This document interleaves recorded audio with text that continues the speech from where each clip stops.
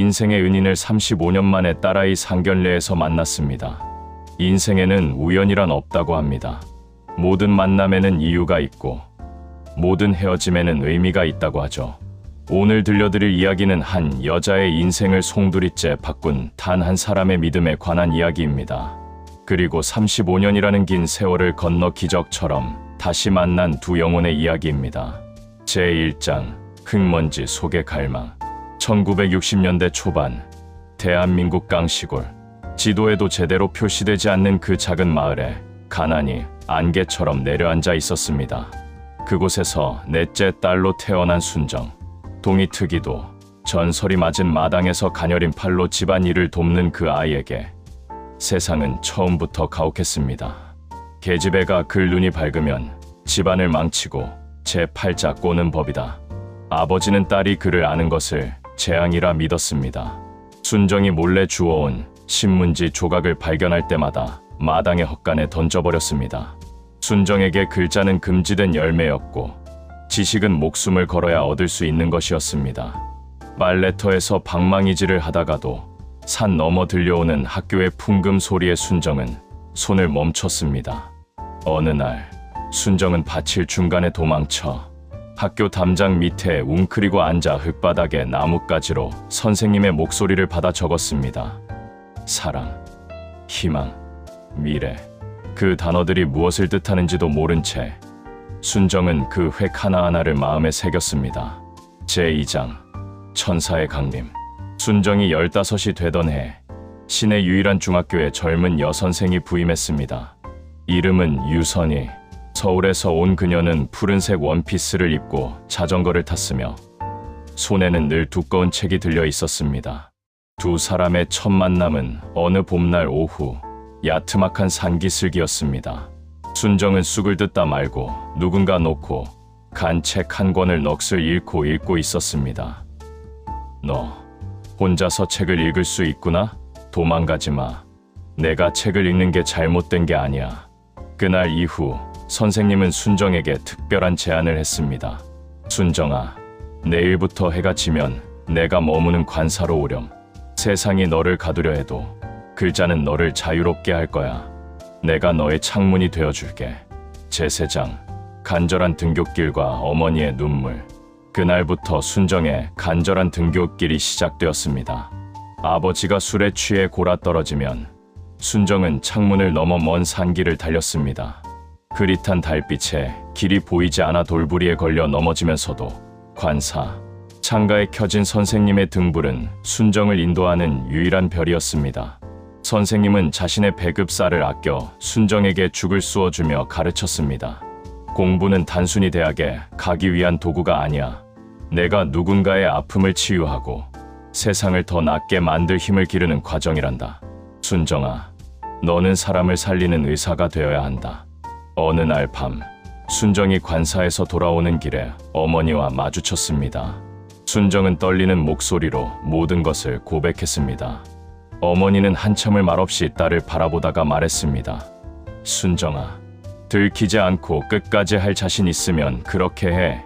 자식이 좋아하는 거 부모도 못 시켜주는데 기왕 할 거면 내 몫까지 다 하거라. 어머니의 은밀한 도움으로 순정의 공부는 더욱 탄력을 받았습니다. 그렇게 몇 년의 세월이 흘러 순정은 검정고시에 합격했고 대학의 꿈을 꾸게 되었습니다. 제4장 선생님의 희생. 선생님은 순정의 어머니를 만났습니다. 어머님, 순정이는 정말 똑똑합니다. 누구보다 이해력도 빠르고 성실하죠. 부디 순정이가 대학에 갈 수 있도록 도와주세요. 어머니는 한동안 고민했습니다.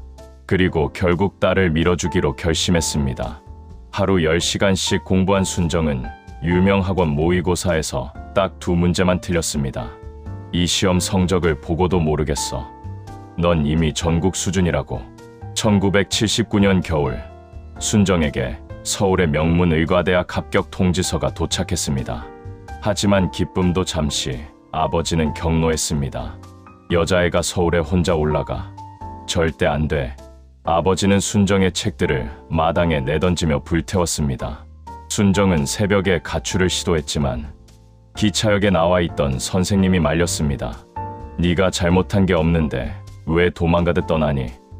나가더라도 떳떳하게 모두의 박수를 받으면서 떠나야지. 내가 아버지를 설득할게. 며칠 후 선생님은 순정의 집을 찾아왔습니다. 손에는 두툼한 봉투를 들고 이건 제가 순정이한테 주는 대학 합격 선물입니다. 입학금과 첫 학기 등록금입니다. 순정이가 서울에서 대학을 다닐 수 있게 해주세요. 분명히 효도하는 딸이 될 겁니다. 선생님의 간곡한 설득 끝에 아버지는 마침내 허락했습니다. 순정은 몰랐습니다. 그 등록금이 선생님의 1년치 월급 전부였다는 것을. 제5장 서울에서의 고군분투와 잔인한 소식. 서울에서의 생활은 가혹했습니다. 순정은 학생 과외로 돈을 벌며 악착같이 공부했습니다. 1학기를 우수한 성적으로 마치고 여름방학, 순정은 선생님께 드릴 선물을 사들고 고향으로 향했습니다. 하지만 학교에서 들은 소식은 충격적이었습니다. 순정아, 유선희 선생님은 결핵에 걸려 학교를 그만두셨어. 수업 시간에 피를 토하셨거든. 어디로 가셨는지는 아무도 몰라. 선생님은 순정 앞으로 편지를 남겨두셨습니다. 순정아, 너는 언젠가 꼭 훌륭한 의사가 될 거야. 선생님을 찾으려 하지 마. 그냥 내 공부에만 집중해. 그게 선생님한테 보답하는 길이야. 선생님, 어디 계세요? 자취방에 돌아온 순정은 결심했습니다.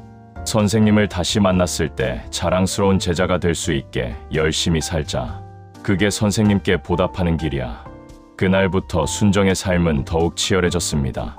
잠 한숨 안 자고 며칠씩 공부하다 병원에 입원하기도 했고, 일주일치 주먹밥을 만들어 냉동실에 넣어뒀다가 하나씩 꺼내 먹으며 공부했습니다. 그 결과 순정은 인턴, 레지던트, 전문의 시험을 모두 한 번에 합격했고 미국 연수를 거쳐 마침내 순환기 내과 교수가 되었습니다. 제6장 딸과 아버지와의 화해. 세월이 흘러 순정은 결혼했고 딸을 낳았습니다. 순정은 선생님을 떠올리며 딸의 이름을 선이라고 지었습니다. 선이는 어머니처럼 의사가 되어 인턴이 되었습니다. 그 무렵 순정에게 고향에서 전화가 왔습니다. 아버지가 편찮으시다는 소식이었습니다. 병원 침대에 누워 계신 아버지는 순정의 손을 잡으며 눈물을 흘렸습니다.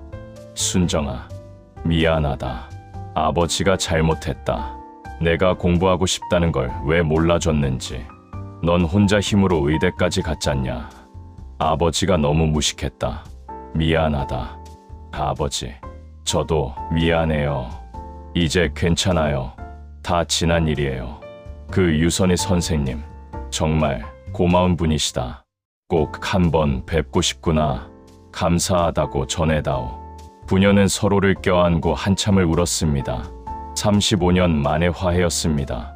제7장 운명적 재회. 선이가 결혼 상대를 소개했습니다. 고등학교 교사인 정우였습니다. 순정은 처음에는 마음에 들지 않았지만 딸이 좋아하는 모습에 허락했습니다. 상견례 당일 순정은 일찍 한정식 식당에 도착했습니다. 그때 카운터에서 들려오는 목소리. 감사합니다. 다시 뵐 날 기다리고 있겠습니다. 순정의 심장이 멈췄습니다. 그 목소리, 그 억양. 순정은 천천히 고개를 돌렸습니다. 혹시 유선희 선생님 아니신가요? 너 혹시 순정이? 저 강순정이에요. 순정아, 정말 순정이구나. 살아있으니 이렇게 만나는구나. 선생님, 제가 얼마나 선생님을 찾았는데요. 한시도 잊지 않았어요. 35년 만의 재회였습니다. 그리고 더 놀라운 사실이 밝혀졌습니다. 순정아, 나는 정우의 큰어머니야. 내 딸 선이, 나 벌써 몇 번이나 봤어. 말도 안 돼. 선생님이 사위의 큰어머니라니. 정우가 닮고 싶어 했던 큰어머니가 바로 유선의 선생님이었던 것입니다. 그리고 순정이 딸의 이름을 선생님 이름을 따서 지은 것. 그것이 정우가 선이에게 첫눈에 끌린 이유였습니다. 모든 것이 하늘이 짜놓은 운명이었습니다. 제8장 은혜 갚기. 상견례 후 며칠 뒤 선생님은 몸이 다시 안 좋아졌다고 말씀하셨습니다. 순정은 선생님을 대학병원 VIP 병실에 입원시켰습니다. 검사 결과 폐에 종양이 발견됐지만 다행히 초기였습니다. 선생님, 꼭 건강하게 만들어 드릴게요. 이게 제가 선생님께 드릴 수 있는 유일한 보답이에요.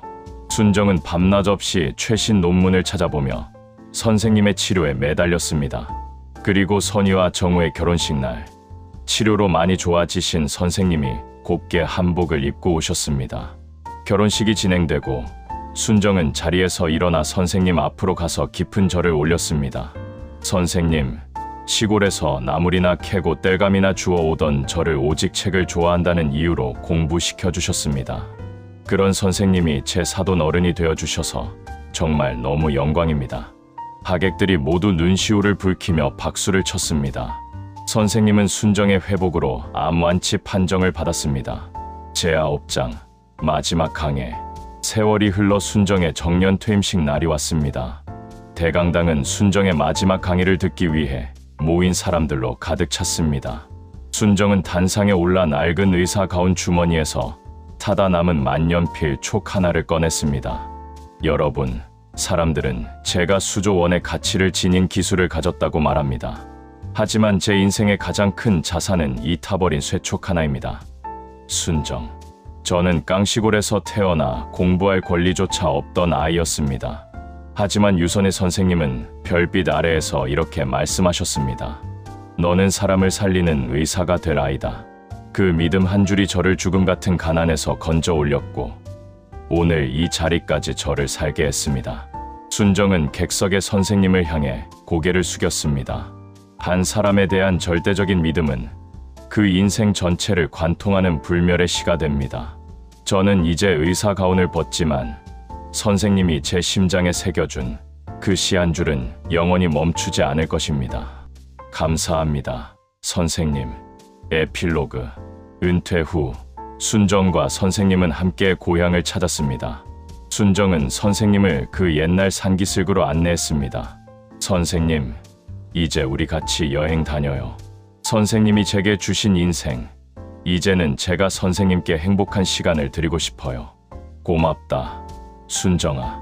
너를 만난 건 내 인생 최고의 축복이었어.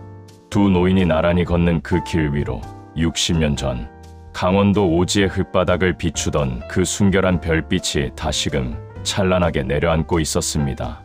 한 사람의 믿음이 한 인생을 어떻게 바꿀 수 있는지, 그리고 그 은혜가 어떻게 다음 세대로 이어지는지, 이것이 바로 별빛 같은 믿음이 35년을 관통한 아름다운 이야기였습니다.